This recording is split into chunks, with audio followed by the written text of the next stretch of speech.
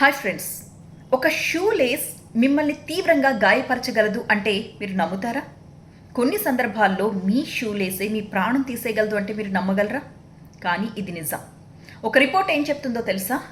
కొన్ని వందల మంది ఇలాగే ఎస్కలేటర్స్ మీద షూ లేస్ సరిగా కట్టుకోక గాయాల పాలైన సంఘటనలు ఉన్నాయని. ఒక వ్యక్తి మరణించిన ఘటన కూడా ఉంది.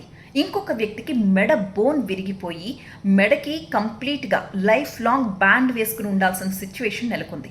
దీనంతటికీ కారణం ఒకటే, షూ లేస్ సరిగా కట్టుకోకపోవడం. అది కిందకి వేలాడుతూ ఉండడంతో ఆ స్టెప్స్ మీద ఇరుక్కుపోయి ముందుకు పడి ఈ దెబ్బలు తగిలించుకున్న ఘటనలే ఇవన్నీ.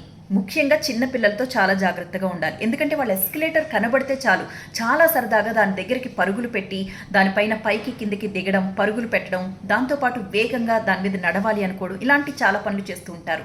ఇలా చేసేటప్పుడు కూడా వాళ్ళు ముందుకు పడిపోయే ఛాన్సెస్ ఉంటాయి, ముక్కు పగిలిపోయే ఛాన్సెస్ ఉంటాయి, ఇంకా కాళ్ళు చేతులు కూడా విరిగిపోవచ్చు.